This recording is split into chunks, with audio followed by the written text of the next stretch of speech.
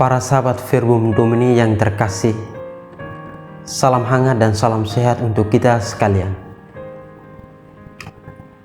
Pada kesempatan ini kita berjumpa lagi. Karena itu, marilah kita bersyukur kepada Tuhan atas berkat dan kasih karunia-Nya yang selalu menyertai kita. Sebelum kita masuk pada renungan singkat, hendaklah terlebih dahulu kita mendengarkan sabda Tuhan dan membiarkan diri kita diresapi oleh sabda Tuhan. Inilah Injil Yesus Kristus menurut Lukas. Tetapi celakalah kamu, hai orang-orang Farisi, sebab kamu membayar persepuluhan dari selasi, inggu, dan segala jenis sayuran, tetapi kamu mengabaikan keadilan dan kasih Allah. Yang satu harus dilakukan dan yang lain jangan diabaikan. Celakalah kamu, hai orang-orang Farisi, sebab kamu suka duduk di tempat terdepan, di rumah ibadat, dan suka menerima penghormatan di pasar. Celakalah kamu, sebab kamu sama seperti kubur yang tidak memakai tanda. Orang-orang yang berjalan di atasnya tidak mengetahuinya. Seorang dari antara ahli-ahli Taurat itu menjawab dan berkata kepadanya, "Guru, dengan berkata demikian, engkau menghina kami juga." Tetapi ia menjawab, "Celakalah kamu juga, hai ahli-ahli Taurat, sebab kamu meletakkan beban-beban yang tak terpikul pada orang, tetapi kamu sendiri tidak menyentuh beban itu dengan satu jari pun." Demikianlah sabda Tuhan. Terpujilah Kristus. Sahabat-sahabat Verbum Domini yang terkasih, kita telah membaca dan mendengarkan sabda Allah. Di sana dikisahkan tentang Yesus mengeluarkan kata-kata keras dan sindiran kepada orang-orang Farisi dan ahli-ahli Taurat. Sungguh, kedua kelompok ini tidak berbeda jauh sama sekali. Orang-orang Farisi dan ahli Taurat adalah kelompok yang menganggap diri sebagai orang yang paling saleh. Mereka itu ahli dan sangat fasih mempelajari kitab Taurat Musa dan juga tradisi-tradisi lain yang banyak dianut sebagai pedoman hidup.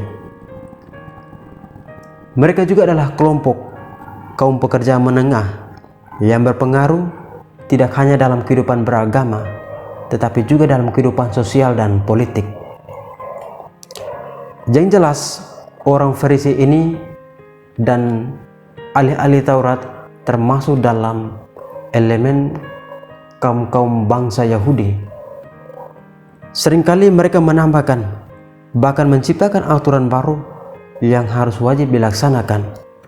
Namun aturan yang mereka ciptakan tidak membawa rasa keadilan bagi sesama mereka.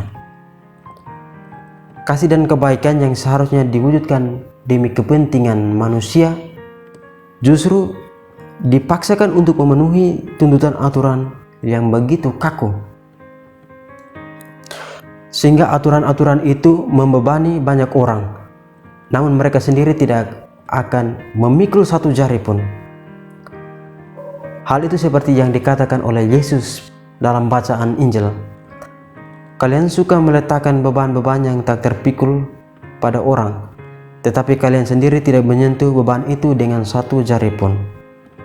Di satu sisi mereka memiliki sikap yang ambisius untuk mengejar status terhormat dalam masyarakat, seperti yang kita dengarkan perkataan Yesus. Mereka suka duduk di tempat terdepan di rumah ibadat dan suka menerima penghormatan di pasar. Tentu sudah pasti mereka melakukan semuanya itu agar dilihat oleh banyak orang atau khalayak ramai. Sindiran dan kata-kata keras dari Yesus itu mengena pada hati mereka, sehingga seorang dari ahli-ahli Taurat berkata kepada Yesus, "Guru, dengan berkata demikian, engkau menghina kami juga." Jadi seperti itulah kritik Yesus terhadap orang-orang Farisi dan ahli Taurat dalam setiap tindakan dan perilaku mereka ketika mereka mengikuti aturan yang mereka tambahkan hanya demi kepentingan dan tuntutan mereka, dan mereka sendiri tidak memikul aturan atau tuntutan itu sebagaimana mestinya. Kritik Yesus terhadap mereka itu tentu tertuju pada kita semua. Bisa jadi sifat-sifat itu kita miliki juga. Kita mengejar kehormatan, ingin berkuasa, bersikap munafik, dan ingin memerintah yang lain tanpa memberikan teladan. Kita ingin dilihat sebagai orang yang saleh dan orang yang suci di hadapan orang lain. Bisa jadi kita adalah orang-orang Farisi modern, ahli kitab zaman now, dan kaum Farisi milenial yang dikritik Yesus melalui sabdanya.